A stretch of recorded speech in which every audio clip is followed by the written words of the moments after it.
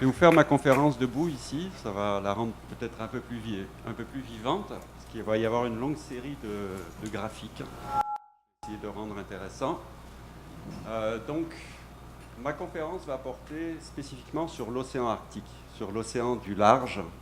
Donc, Warwick vous a parlé d'un certain nombre de phénomènes qui se produisent sur la côte, sur les plateformes de glace par exemple, qui sont des objets fixes et plus faciles à observer sur la vie d'un homme que l'océan. Moi, je vais vous parler du large, de la très grande échelle, de l'atmosphère, et donc d'un objet qui est beaucoup plus difficile à suivre à l'échelle de perception d'un homme, que ce soit sur la durée de sa vie ou encore en fonction de la portée de ses propres sens. Allons-y. Donc je vais vous faire un petit peu de géographie de l'océan Arctique. Est-ce que vous m'entendez sans micro? Bon, d'accord. Je sens qu'on va pas mal s'amuser avec ça. Un peu trop sensible. Ah, peut-être que c'est le son du micro en fait. Ouais. Il y a un retour. Donc je vais faire un peu de géographie d'abord sur l'océan Arctique, que vous voyez ici sur une carte en projection polaire. Donc l'océan Arctique, vous voyez ici. Ouais, j'ai peur que ça fasse un retour. Donc l'océan Arctique ici, bordé du Canada, ici, de la Russie, du Groenland. Vous voyez les couleurs bleues plus foncées indiquent des parties de l'océan Arctique qui sont plus profondes. L'océan Arctique atteint environ 5000 mètres de profondeur dans sa partie la plus profonde. Si on compare à l'océan mondial, le maximum est à environ 11 000 mètres, ce qui en fait un océan très profond en fait.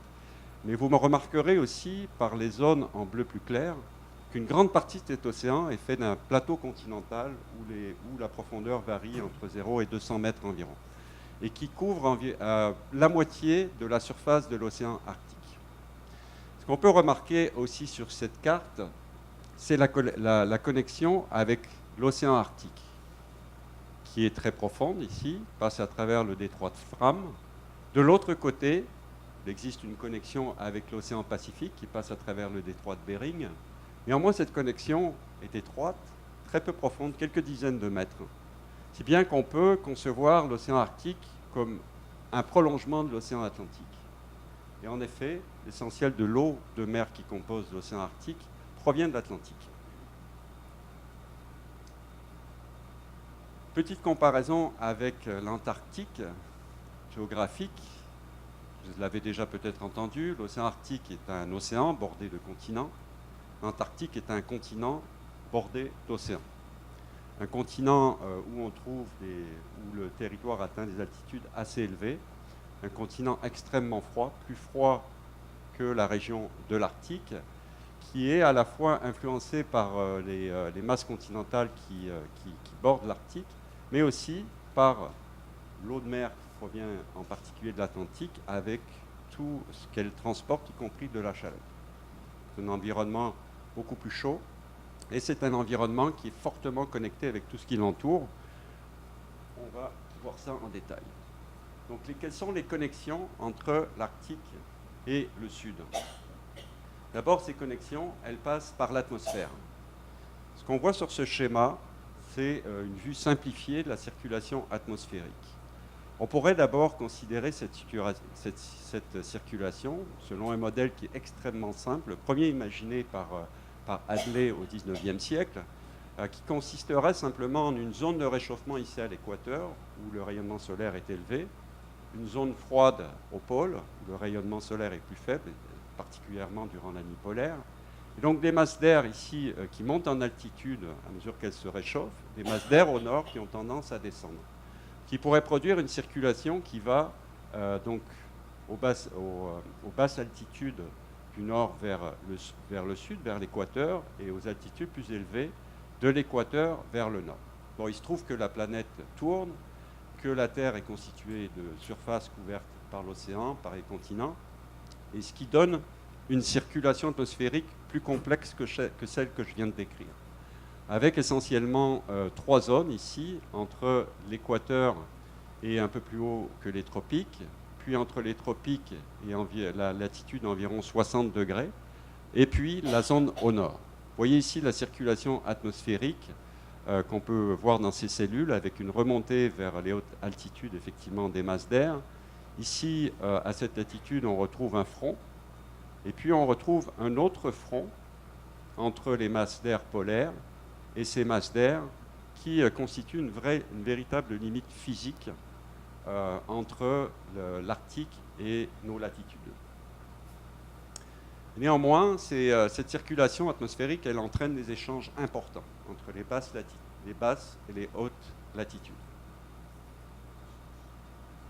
L'Arctique est aussi connecté à travers son bassin versant connecté à la Terre. Vous voyez ici illustré tout autour de l'océan Arctique son bassin versant qui récolte les précipitations qui tombent sur ces territoires et qui les transporte en grande partie à travers de quelques très très grands fleuves. Par exemple, le Mackenzie ici au Canada est un fleuve qui a un débit plus important que celui du Saint-Laurent. C'est un très grand fleuve. Et ça reste, ce n'est que le 4e des grands fleuves arctiques. Donc l'Arctique est bordé de plusieurs de ces fleuves, ce qui amène beaucoup d'eau douce dans cet océan, avec tout ce que l'eau douce peut contenir, en substances naturelles, mais éventuellement aussi en polluants. Et finalement, l'Arctique est connecté avec le sud à travers la circulation océanique, qui est représentée ici de façon très simplifiée. On voit en rouge les eaux qui sont d'origine atlantique qui entrent par le détroit de Fram, ici.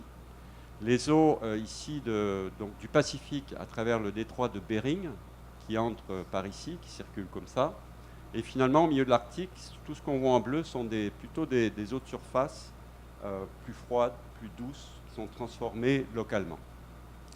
Mais donc, un élément très important dans cette circulation, c'est ce courant d'eau atlantique qui transporte énormément de chaleur, mais aussi une certaine biodiversité en Arctique.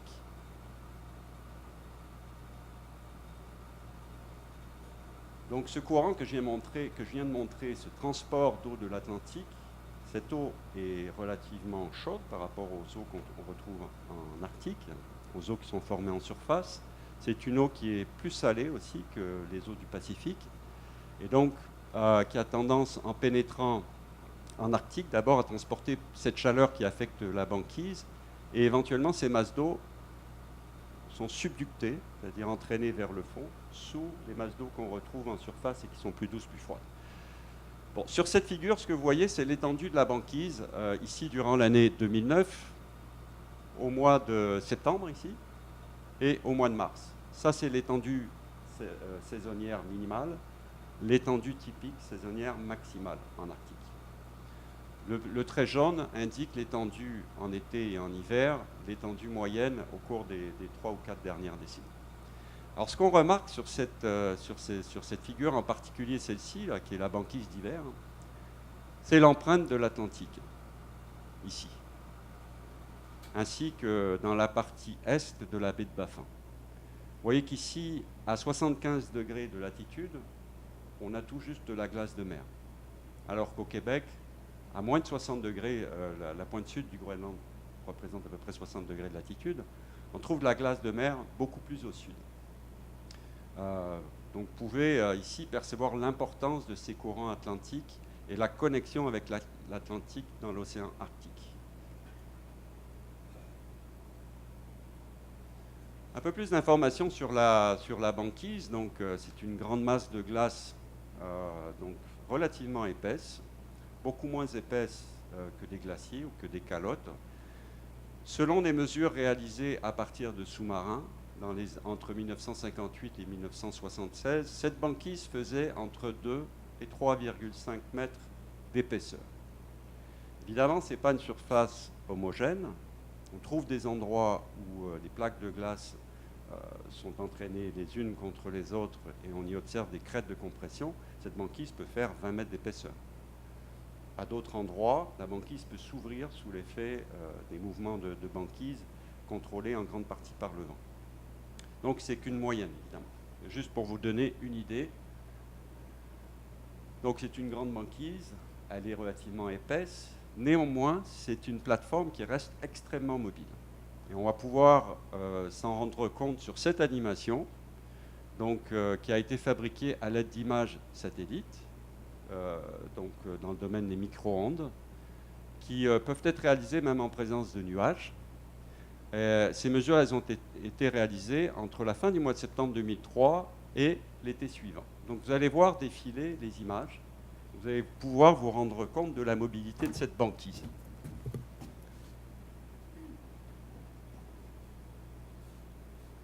Regardez bien la zone en gris, c'est ce qui représente la banquise en fait, elle n'est pas représentée en blanc ici. Oh.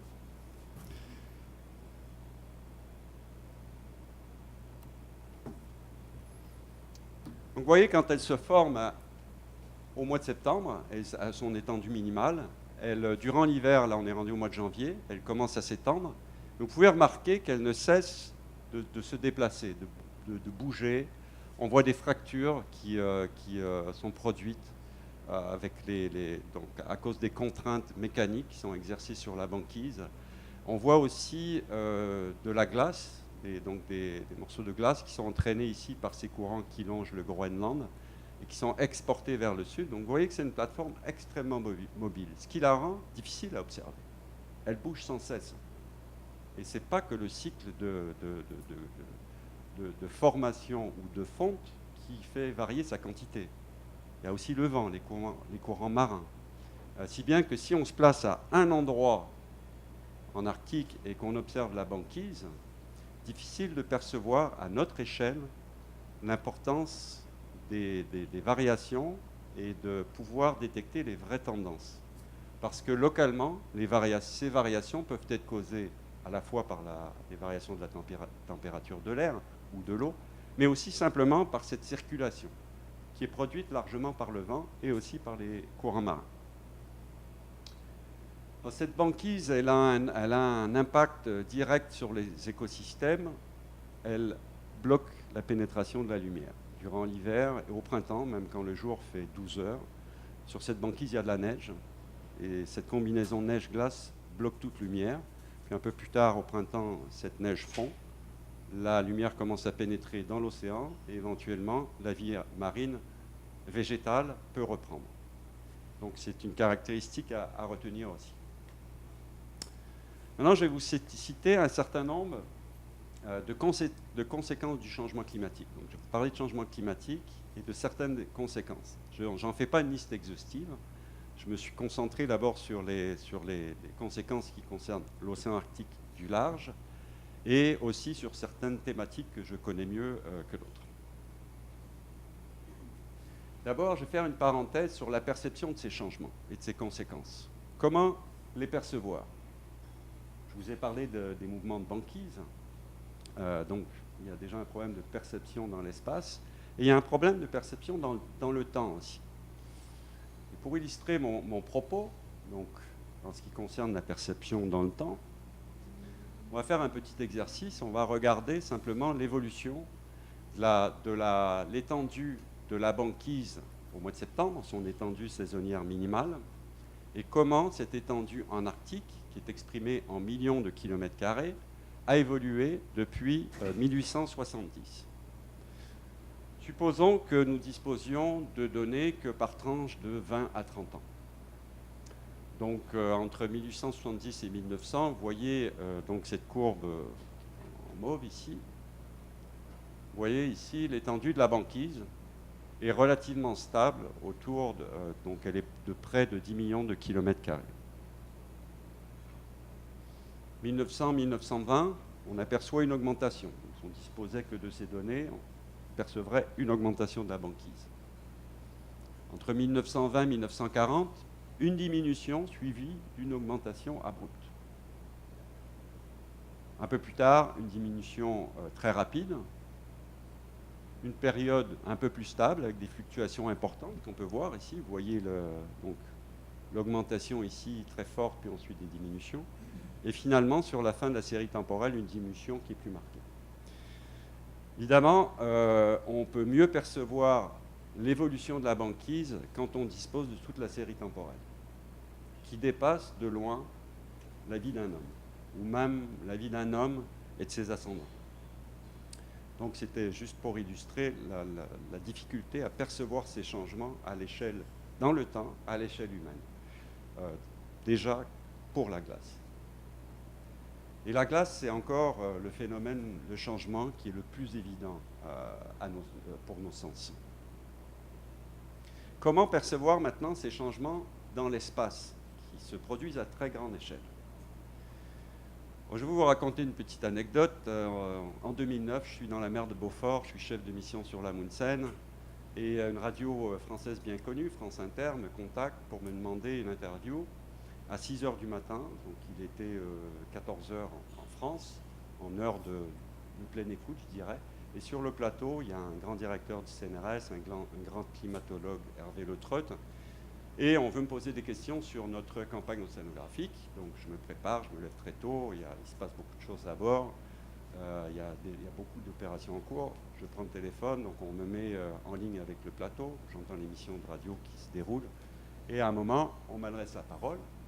Et, bonjour, Monsieur Babin, vous êtes en Arctique, expliquez-nous ce que vous faites. On me pose quelques questions, et finalement on me pose la question, et alors, les changements climatiques, vous les voyez? Vous voyez quoi exactement? Dites-nous, vous les voyez, les changements climatiques? Mais moi, ce que je vois, c'est ça. Je vois de la glace, il y a des parties fondues, il y a des parties... Et donc, j'ai eu un moment de réflexion qui a duré 5 secondes, et on m'a raccroché. Voilà, on m'a dit, Monsieur Babin, on a perdu Monsieur Babin. On a raccroché. Finalement, je parlais, il y avait encore la régisseuse au téléphone. Je lui dis oui, allô, oui, Monsieur Babin, vous êtes encore là? Oui, je suis encore là. Mais c'est une question qu'on nous pose souvent, qui est extrêmement embêtante, parce que donc il y a le public qui écoute, et on a des scrupules à passer le message. Non, je vois rien, et c'est impossible de voir quoi que ce soit. On a des scrupules à passer ce message. On a peur qu'il soit mal interprété. Donc, comment le présenter, le message, alors que ce qu'on voit, c'est simplement ça? Pour l'illustrer encore un peu plus, ce problème de perception, vous voyez ici une carte qui indique la tendance dans la concentration de glace. Donc, c'est une mesure qui est faite pour les mois d'avril, mai, juin. Donc, c'est le printemps. Sur tout l'Arctique, toutes les zones bleues indiquent des régions où la concentration de glace a diminué au cours des 15 à 20 dernières années, en pourcentage. Donc, il y a des régions où la glace en concentration a diminué de moitié. Et puis en rouge, on voit les régions où la glace a plutôt augmenté durant cette période en concentration. Donc, elle a pu augmenter à certains endroits de 25 à 50%. Donc, selon l'endroit où vous vous trouvez ici, tout autour, on ne perçoit pas les mêmes choses. Et il y a plusieurs régions où il n'y a pas de changement. Tout ce qui est en blanc sont des régions où il n'y a pas de changement. Donc ici, par exemple, dans la partie ouest de la baie de Baffin, ou encore ici au large de la Russie, vous voyez bien qu'on ne peut pas, à l'échelle humaine, même en réalisant des mesures répétées chaque année, sauf si cette série temporelle est très très longue, on ne peut pas percevoir ces changements de très grande échelle. Entre autres parce que, comme je vous l'ai expliqué avant, l'océan Arctique, la banquise, c'est un objet qui bouge énormément. Donc on ne peut pas difficilement observer en point fixe, contrairement aux plateformes de glace dont Warwick nous a parlé. Alors comment on contourne ce problème de l'échelle de la perception humaine? On utilise des tas de moyens d'observation différents. D'abord, on va souvent travailler sur la banquise pour faire des suivis saisonniers, par exemple, avec comme problème qu'on ne peut pas multiplier infiniment les sites d'études. Ça demande beaucoup de personnel, beaucoup de logistique, mais c'est l'un des moyens. Et donc ici, ce que vous voyez, ce sont des scientifiques de l'Université Laval, donc en baie de Baffin, mais les communautés du Nord deviennent, et ont toujours été et deviennent de plus en plus impliquées dans ces suivis sur le terrain. Donc, et qui contribuent à augmenter le nombre de sites d'observation.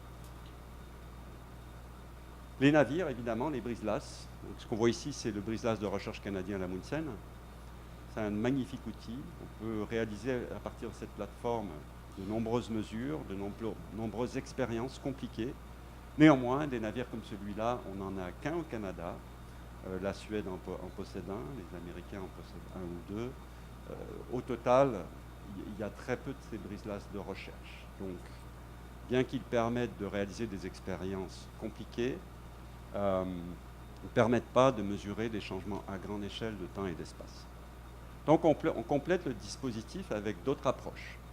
Par exemple avec des mouillages. Donc des mouillages sont simplement, donc vous les voyez illustrés ici de façon schématique. Ça c'est le littoral, le plateau continental, l'océan profond. Donc vous voyez ici, oui, bassin canadien. Donc ce que vous voyez ici c'est un lest, un flotteur, un câble tendu entre les deux, et tout le long du câble, on dispose des instruments qui collectent des mesures durant toute l'année. Et tous les ans, on vient avec le navire, on télécharge les données enregistrées par le mouillage, et c'est ce qui nous permet d'avoir des séries temporelles longues. Ces mouillages, on peut les déployer pendant des années. Donc ça, c'est l'une des méthodes utilisées.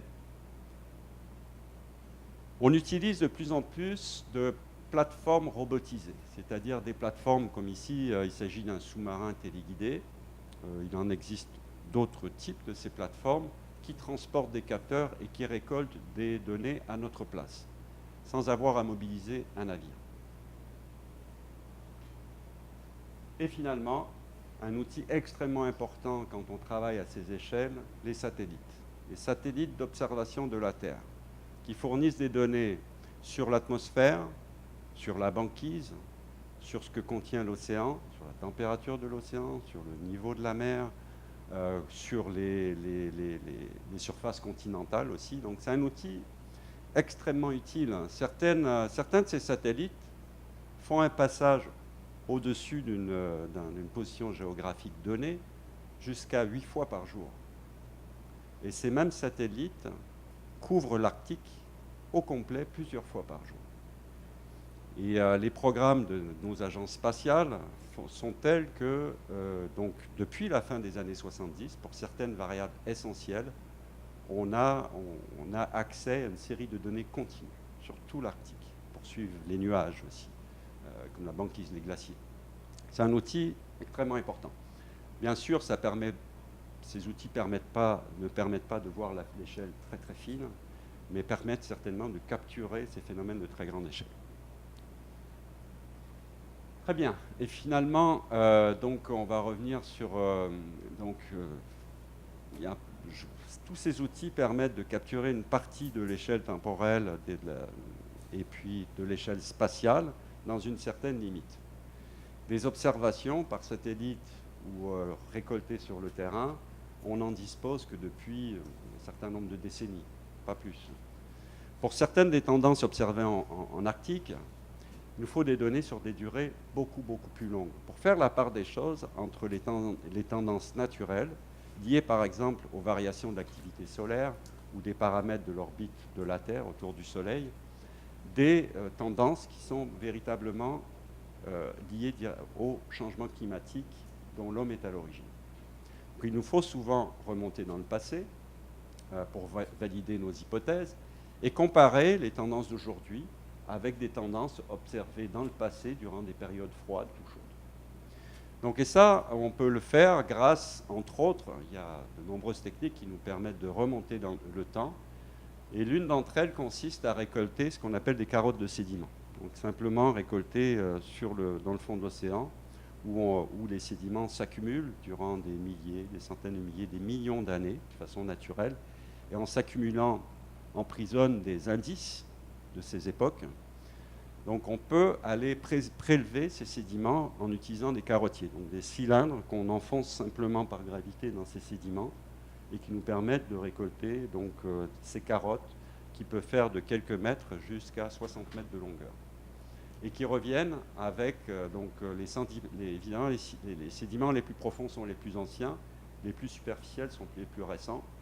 On peut attribuer à chacune des couches de ces carottes, ça c'en est une qu'on a récoltée avec ce carottier, une année, une période, et réaliser des tas d'analyses chimiques ou biologiques pour tirer de ces carottes des informations sur le climat et sur les écosystèmes il y a 1000 ans, 10 000 ans ou des millions d'années.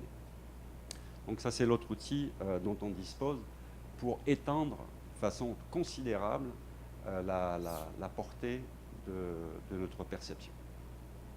Très bien, maintenant on va parler des changements climatiques. Donc je vais parler des méthodes et celles qui nous permettent de capturer tous ces changements de très grande échelle. Donc cette carte, Warwick vous l'a déjà montrée, elle indique l'augmentation de température entre 1960 et 2011 sur toute la planète. Donc c'est l'augmentation, c'est l'anomalie par rapport à une moyenne. Toutes les zones indiquées en blanc désignent des régions où la température a été stable, et tout ce qui est en très très rouge désigne des régions où la température a beaucoup augmenté. Et on voit ici le graphique qui montre cette augmentation moyenne en fonction de la latitude. Donc avec, à l'équateur, une augmentation de 0,6 degrés en moyenne durant cette période. Au pôle sud, une augmentation du même ordre, et au pôle nord, une augmentation qui est beaucoup plus importante. Donc l'Arctique, c'est le lieu sur la planète où le réchauffement est le plus accentué. Et ce réchauffement plus accentué est en grande partie le résultat de ce qu'on appelle l'effet d'amplification. Cet effet d'amplification, il a différentes causes. Il n'a pas une cause unique, mais l'une d'entre elles, qui est très importante, implique la banquise elle-même, qui agit comme un réflecteur du rayonnement solaire extrêmement efficace. Quand on réduit sa surface et qu'on expose l'océan qui est noir par rapport à la banquise, on contribue à transférer plus d'énergie du rayonnement solaire à l'océan sous forme de chaleur.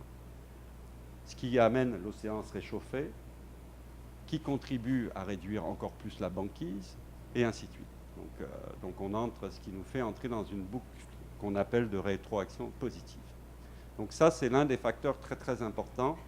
C'est celui qui implique la banquise. Mais ce n'est pas la seule explication de cette amplification. Mais retenons pour l'instant que c'est un milieu qui se réchauffe beaucoup plus vite qu'ailleurs sur la planète. Ce réchauffement donc de l'atmosphère, là je vous ai montré la température de l'air. D'ailleurs, j'ai oublié de le mentionner, c'était écrit au bas de ma diapositive. La température de l'eau de mer augmente aussi. Elle augmente beaucoup moins vite, parce que l'océan a une capacité thermique immense. Mais l'augmentation de la température moyenne en Arctique est 2 fois plus importante que l'augmentation qu'on enregistre aux autres latitudes sur la planète. Et donc ces changements se matérialisent au niveau de la température de l'atmosphère, entraînent des modifications de la circulation atmosphérique, que je vous ai montré un peu plus tôt dans ma présentation, donc qui est fortement influencé par ce contraste de température entre le nord et l'équateur. C'est l'un des moteurs principaux de cette circulation atmosphérique. Et donc, je vous ai parlé aussi d'un front entre les masses d'air polaires et les masses d'air plus à nos latitudes, qu'on appelle le front polaire. Et au niveau de ce front, on observe, entre autres, un phénomène atmosphérique, le courant G, donc à des altitudes assez élevées, dont vous avez déjà entendu parler quand vous avez fait des voyages en avion, et qui correspond plus ou moins à la position de ce front polaire. La diapositive que je vais vous montrer ici illustre les fluctuations de ce courant G autour de l'hémisphère nord, donc avec toutes les zones en rouge qui illustrent les régions où le courant atteint les vitesses les plus élevées. On peut voir sa trajectoire ici, qui forme des méandres tout autour de la planète, et on va voir comment ce courant varie sur une année. C'est une animation assez jolie qui provient de la NASA. Donc on va voir que les méandres se déplacent beaucoup au cours d'une année, mais aussi au cours sur plusieurs années, la position du front peut varier aussi. La position du courant et du front polaire. Ce front polaire peut plus ou moins monter. Et sa position dépend entre autres du contraste de température qui existe entre le pôle Nord et l'équateur. Et quand ce contraste de température s'affaiblit, et c'est ce qui se passe aujourd'hui, la position de ce front a tendance à descendre vers le sud et à affecter notre climat. Vous voyez ici l'impact des changements dans la banquise, l'impact sur la température, sur la circulation atmosphérique nous touche directement. Notre climat notre météo peut être affectée directement par ces changements. Et vous avez peut-être déjà entendu parler qu'on pense qu'en Europe, ce phénomène est en train de se produire, une redescente du front polaire vers les latitudes plus basses. Alors la banquise, donc je vous ai déjà montré quelques diagrammes qui montrent l'évolution de la banquise. Ça, ici, ce que vous voyez ici, c'est l'étendue enregistrée tous les ans au mois d'août, jusqu'à cette année, depuis 1979. Ça, c'est la période couverte par les satellites. Vous voyez l'étendue en Arctique et la tendance qui est extrême, qui est vraiment très très nette. On ne peut pas remettre en question, en tout cas sur cette période. Même si on enregistre des fluctuations importantes, parfois des remontées, la tendance est extrêmement nette. Donc si on reporte cette période couverte par les satellites sur une période plus longue, qui nous est accessible à partir de données historiques ou de méthodes indirectes qui nous permettent de déterminer la température, on peut voir que c'est une tendance qui n'a pas démarré en 1979, mais plutôt au milieu du 19e siècle. Donc, pour terminer sur la banquise, vous voyez ce que ça représente en étendue. On le voit de façon plus parlante, je dirais, sur cette figure. Ce que vous voyez en blanc, c'est l'étendue de la banquise en 2017, au mois de septembre.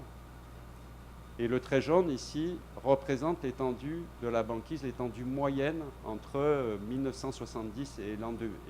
Ouais, voilà, 79, pardon, et 2000. Vous voyez la perte de banquise d'été, évidemment pas en hiver. En hiver, la banquise se reforme toujours presque entièrement. Mais en été, on a perdu près de 40% de l'étendue de banquise en plein été.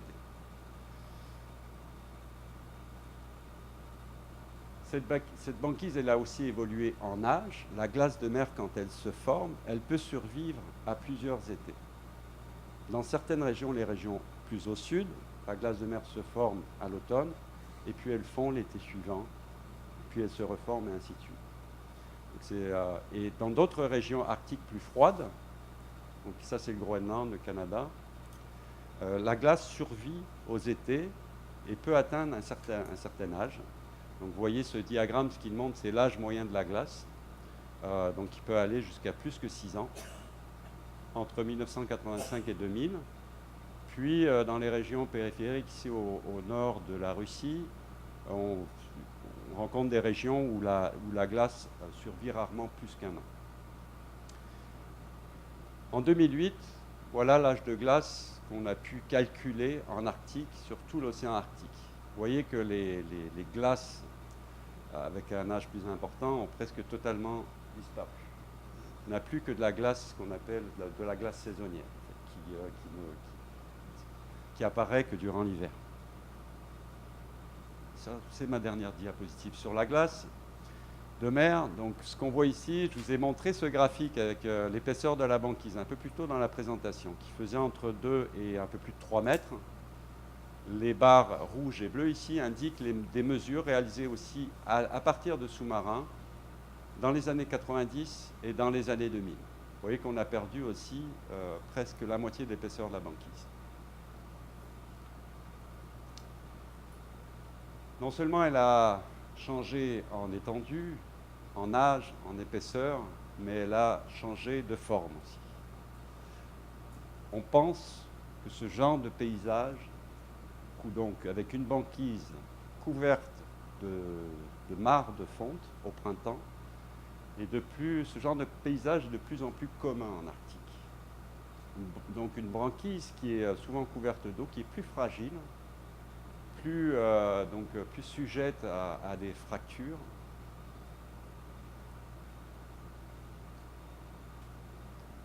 Dans la glace de mer.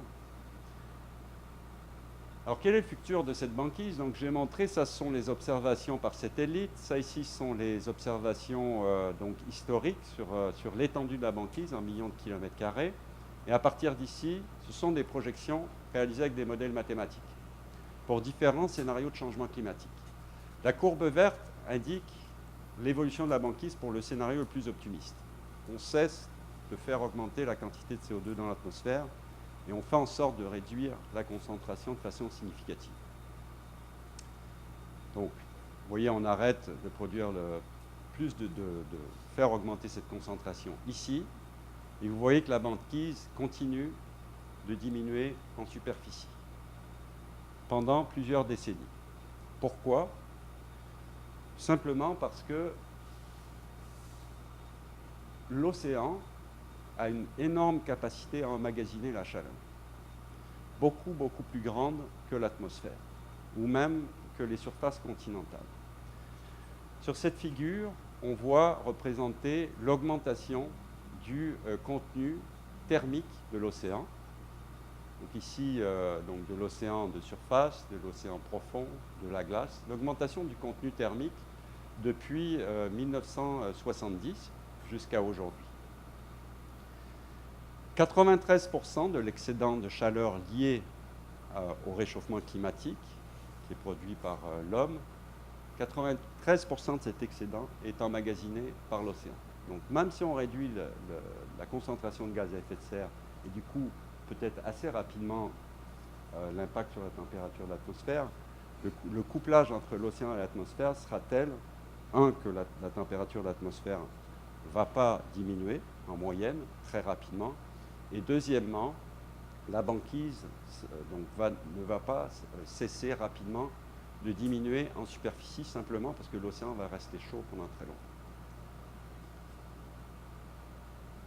Bien, un dernier aspect sur les changements, je dirais, de l'environnement arctique liés au changement climatique sont des changements qui concernent le cycle de l'eau. Donc le cycle de l'eau inclut un certain nombre de composantes, la calotte sur le Groenland, les glaciers, la banquise, la neige, les précipitations, l'océan, les rivières, les lacs. Donc, tout ça fait partie du cycle de l'eau. Et l'eau est transférée de l'un de ces réservoirs à l'autre à un certain rythme, qui est en partie contrôlé par les précipitations. Ce rythme augmente. Les précipitations augmentent en Arctique. Sur le bassin versant, ce qui contribue à une augmentation du débit des fleuves et un export d'eau douce vers l'océan Arctique qui est plus important aujourd'hui. Une augmentation de ces apports en eau douce liés à la fonte des glaciers et de la calotte aussi, donc, qui contribue à augmenter la quantité d'eau douce présente dans l'océan Arctique et qui contribue à diminuer la salinité de l'océan Arctique. Donc, pourriez-vous demander, qu'est-ce que ça fait tout ce changement? Ça fait beaucoup de changements cumulés. Et les changements de salinité, ça donne quoi? Je vais vous donner quelques exemples d'impact sur les écosystèmes de l'océan Arctique. D'abord, si vous allez vous balader à ces latitudes, et que vous cherchez la vie, dans le très haut Arctique, ce que vous allez pouvoir constater en milieu aérien ou sur les surfaces continentales, c'est ce genre d'environnement, totalement minéral, rempli de glace. Il y a de la vie. Warwick vous a certainement parlé de tapis microbiens. Donc il y a de la vie malgré tout dans ces environnements extrêmes, mais ce n'est pas là où se situe l'essentiel de la vie en Arctique. Là où se situe le plus gros de la vie en Arctique, c'est dans l'océan. L'océan est une oasis. La température de l'océan Arctique, en fait, est extrêmement élevée par rapport aux températures de l'air. Elle varie entre moins 1,5 degrés et 10 degrés, disons, en été, ce qui est beaucoup plus chaud que les moins 20, moins 30, moins 40 qu'on enregistre donc sur les surfaces continentales. Donc c'est dans l'océan qu'on trouve une grande partie de la vie en Arctique. Vous voyez sur ce schéma représenté de façon extrêmement simple la chaîne alimentaire de l'océan Arctique. Donc avec des algues microscopiques ici, qui constituent l'essentiel de la biomasse végétale en Arctique. On la trouve surtout sous forme d'algues, de microbes en fait, d'algues eucaryotes qui réalisent la photosynthèse. On trouve la vie sous forme de zooplancton ici, donc ces petits crustacés, sous forme de bactéries, de protistes, de tout petits animaux. On y trouve quelques poissons, une espèce emblématique, la morue arctique, qui est toute petite. Ensuite, un certain nombre de mammifères marins. Une faune benthique, c'est-à-dire une faune qui se développe sur le fond, sur le plateau continental, là où l'océan n'est pas trop profond.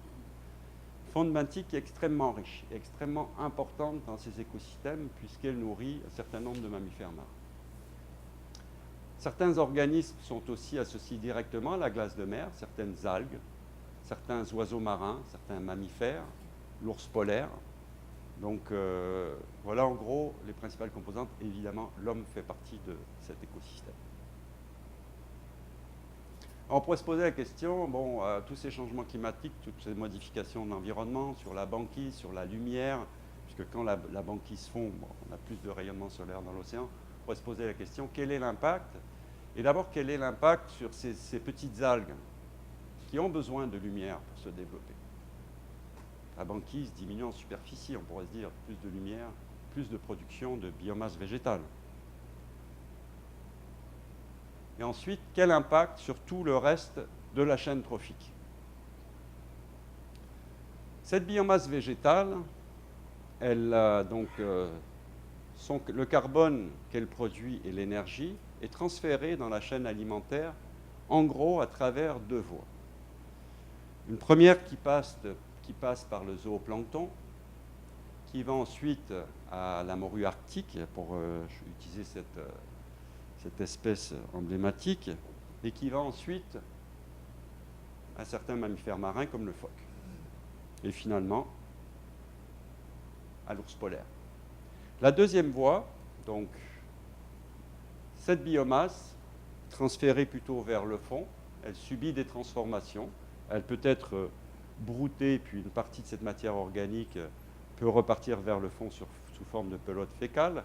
Elle peut couler jusqu'au fond directement, être transformée par les bactéries, et elle finit par alimenter cette faune benthique. Cette faune benthique est associée directement à la production de cette biomasse en surface, soit en eau ouverte, soit sous la banquise.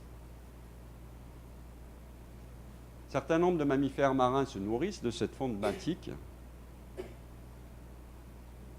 Et finalement, tout ça peut aboutir et converger vers l'homme. Voilà les deux grandes voies. On va voir comment tout ça est en train de changer. Donc la biomasse végétale en particulier, et puis certains compartiments de cet écosystème. Alors pour ce qui est de la biomasse végétale, comme je vous l'ai dit juste avant, il y a moins de glace de mer. Elles font plutôt au printemps. Elles se reforment plus tard à l'automne, ce qui favorise la pénétration de rayonnement solaire dans l'océan et éventuellement la croissance de ces algues. Et à l'aide de satellites, on a pu suivre l'évolution de cette biomasse en enregistrant des changements de la couleur de l'océan, tout simplement, à partir de l'espace.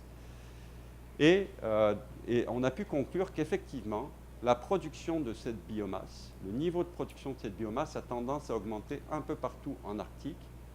Tout ce qui est en rouge ici représente une tendance positive qui atteint jusqu'à 15% par année. Et ça, cette tendance, on l'a enregistrée sur, grosso modo, les 15 dernières années. Il y a néanmoins des régions où cette production a plutôt tendance à diminuer. Mais en général, les satellites suggèrent que cette biomasse donc est plutôt en augmentation, sa production est plutôt en augmentation. Mais on ne dispose que de 15 années de données.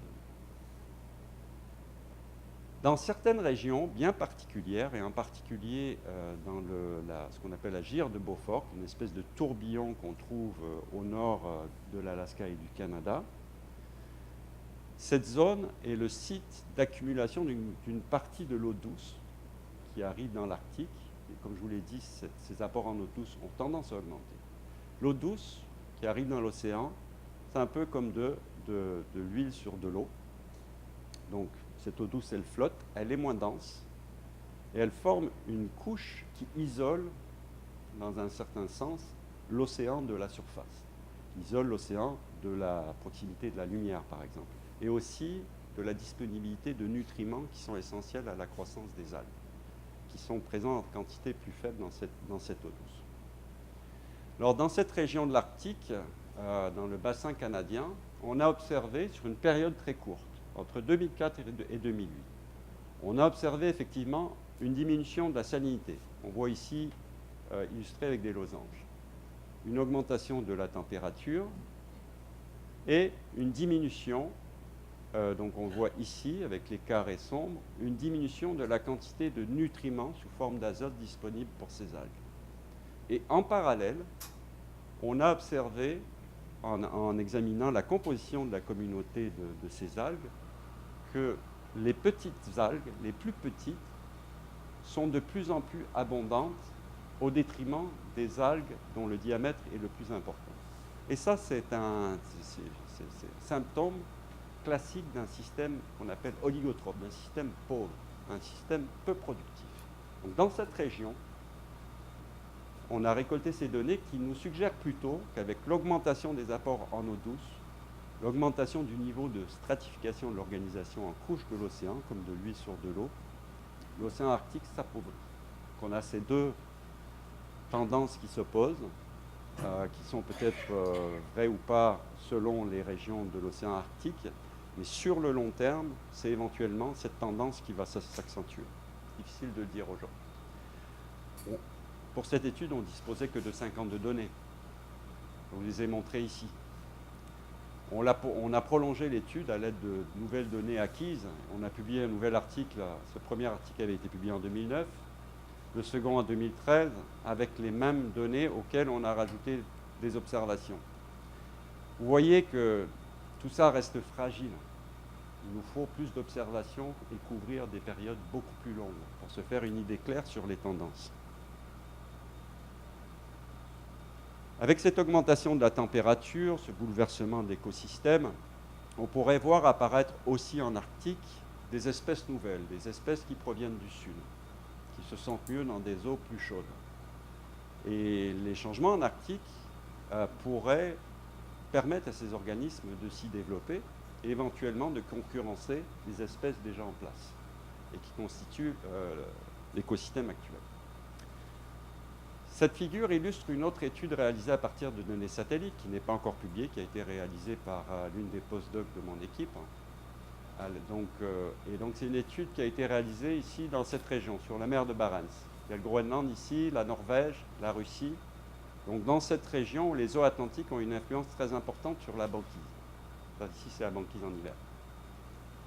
Donc elle a examiné des images qui nous donnent la concentration de certaines algues, qu'on voit illustrées ici à l'aide d'un microscope électronique, qui sont des toutes petites algues qui ont cet aspect, donc des algues unicellulaires, qui se développent dans l'océan, plutôt dans le sud en général, qui aiment l'eau chaude. Et on peut les détecter par satellite.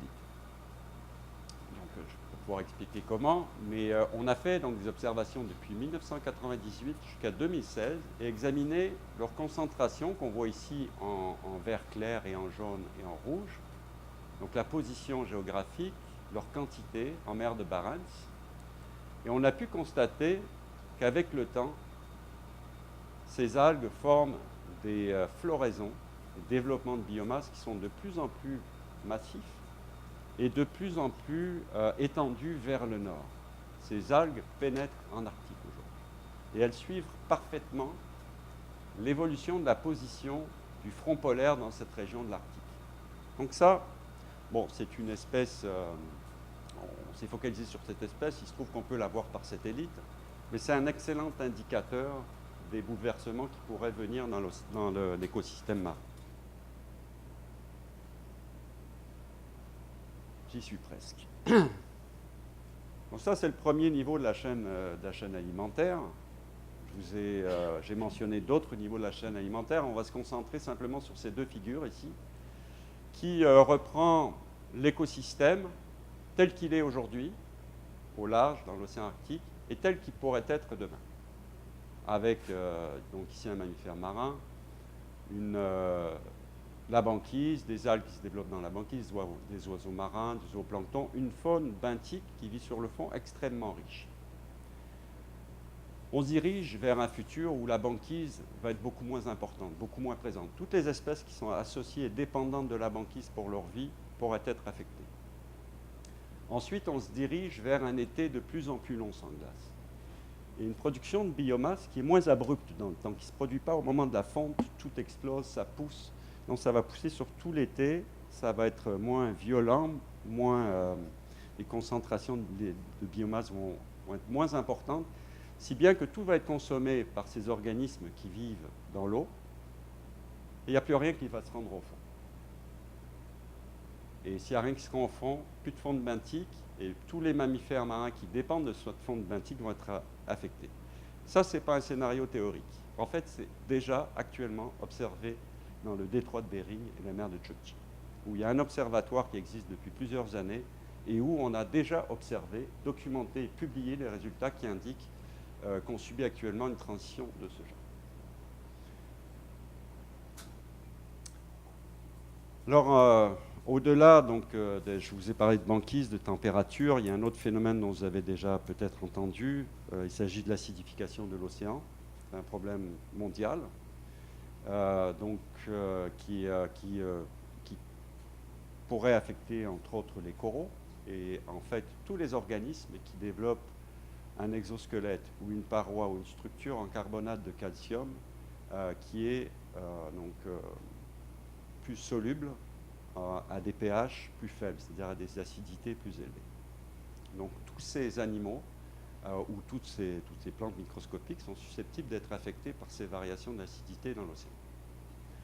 Or, vous voyez ici, c'est une carte qui montre, bon, je ne vais pas expliquer l'échelle ici, mais en gros, c'est le niveau, donc ce qu'indique cet indice, ce sont les zones de l'océan où l'acidité est faible, donc pour ce qui est de la couleur bleue, et les zones où l'acidité est élevée en rouge. Ça, c'est ce qu'on a pu estimer pour l'année 1850. Avec l'essentiel de l'océan où on rencontrait des conditions qui n'étaient pas corrosives, mais au pôle, donc océan austral en Antarctique et l'océan Arctique, où on a toujours eu finalement des pH qui sont plus faibles, des acidités plus élevées, et probablement des organismes qui sont adaptés à ces conditions. Ça, ce qu'on voit sur cette carte, sont les projections pour 2100, à l'aide de modèles qui prennent en compte la température de l'eau, concentration de CO2 dans l'atmosphère, qui conduit directement à cette augmentation de l'acidité. Et ce qu'on peut voir, c'est que l'acidité va devenir extrêmement importante dans les zones polaires, et en particulier en Arctique. Et ça, c'est simplement le résultat d'abord des températures de l'eau de mer, qui sont plus basses dans ces régions polaires, et donc plus propices à la dissolution du CO2 dans l'océan. Plus les eaux sont froides, plus elles peuvent dissoudre du CO2. Et ce qui fait qu'elles sont naturellement plus propices à une augmentation de l'acidité. Ensuite, si on retire la banquise d'ici, qui forme un écran, favorise les échanges avec l'atmosphère. Ce sont des eaux froides, on enlève la banquise, elles ont tendance à absorber le CO2, et ce qui produit une augmentation de l'acidité. Donc ça, c'est l'un des problèmes. Et quand on parle d'acidification de l'océan, on mentionne toujours les zones polaires comme les régions de la planète qui sont les plus susceptibles d'être affectées par ce phénomène. Je vais finir avec un certain nombre d'autres changements. Là, j'ai parlé de changements qui sont liés au changement du climat, l'augmentation du CO2 dans l'atmosphère. Il y a d'autres changements qui se produisent en Arctique et qui découlent directement de notre activité, et pas sur le long terme, sur le court terme. D'abord, l'exploitation des ressources. Il y a des ressources minières, des ressources pétrolières, des ressources en gaz en Arctique qui suscitent de plus en plus d'intérêt. Et évidemment, l'exploitation de toutes ces ressources est une source de risques environnementaux, donc d'accidents environnementaux, et aussi des risques de pollution. Donc de pollution produite localement. On pourrait penser que l'Arctique est une région où l'air est pur, une région pas polluée du tout, et on pourrait se dire, là, il y a un risque de pollution, il y a des sources locales. Mais ce ne sont pas les seules sources de pollution. En vérité, l'océan Arctique concentre les polluants d'une grande partie de la planète. C'est un endroit où on mesure des quantités très importantes de métaux comme le mercure, ou de molécules organiques qui ont une durée de vie dans l'atmosphère qui est longue, comme par exemple les polluants, ce qu'on regroupe sous une famille qu'on appelle les polluants organiques persistants, qui inclut par exemple les PCB. Et la circulation atmosphérique que je vous ai présentée a tendance à transporter une partie de ces polluants produits en Chine, au Canada, aux États-Unis, en Arctique. Et en Arctique, ils ont tendance à précipiter. Bon, pour noircir encore un peu le tableau, certains de ces polluants ne sont plus en usage, mais ils se sont accumulés dans l'environnement, et en particulier, entre autres, dans les environnements glacés. Ils sont réémis aujourd'hui. Donc, des molécules qu'on n'utilise plus aujourd'hui dans l'industrie ou qu'on ne produit plus à cause des mesures environnementales actuelles existent encore dans ces environnements parce qu'ils ont été accumulés, ils sont relargués par l'environnement. Comme je vous ai indiqué au début de ma présentation, l'Arctique est connecté avec le Sud, non seulement à travers la voie atmosphérique, mais aussi à travers son bassin versant, qui est aussi une source de transport de polluants, où on trouve aussi des glaciers qui ont accumulé ces polluants. Et tout ça se dirige vers l'océan. Cette diapositive résume un peu tous ces modes de transport des polluants vers l'Arctique. Donc à partir de la Terre, bassin versant, les courants marins, donc l'océan est connecté avec l'Atlantique et avec le Pacifique, la fonte des glaciers où certains polluants se sont accumulés, le taux de déposition à cause entre autres des températures de ces polluants qui circulent dans l'atmosphère a tendance à être plus important en Arctique. Donc voilà, ça c'est un autre changement extrêmement important qui se produit en Arctique et qui n'est pas lié uniquement au changement climatique. Ensuite, la navigation en Arctique, donc Paul Halley en a parlé un peu, elle va grandissante, entre autres parce qu'elle pourrait permettre, si on veut rêver, de relier l'Europe à l'Asie sur des distances plus courtes, mais ce n'est pas la seule raison. Si on exploite des ressources naturelles, il faut les ramener, ces ressources naturelles. Il faut augmenter le trafic maritime. Vous avez peut-être entendu parler du tourisme qui va en augmentant en Arctique et en augmentant extrêmement rapidement. Pour vous donner une petite idée, voilà la carte du trafic maritime en 2012. Chacun de ces traits rouges représente un navire qui s'est déplacé en Arctique, avec un trafic immense du côté des mers nordiques, à travers le passage du nord-est, très peu à travers le passage du nord-ouest. Le long du Groenland, ici, on voit beaucoup de navires de touristes. Donc, ils sont tous aussi des éléments de changement. Certains de ces navires transportent des eaux de ballast, sont aussi des vecteurs pour des espèces invasives. Donc, voilà l'autre changement important. Donc, j'ai fait le tour pour les changements climatiques, les changements d'autres natures, et donc je vais conclure là-dessus, en fait, donc en posant simplement cette question. Vous avez vu à quelle échelle se produisent ces changements?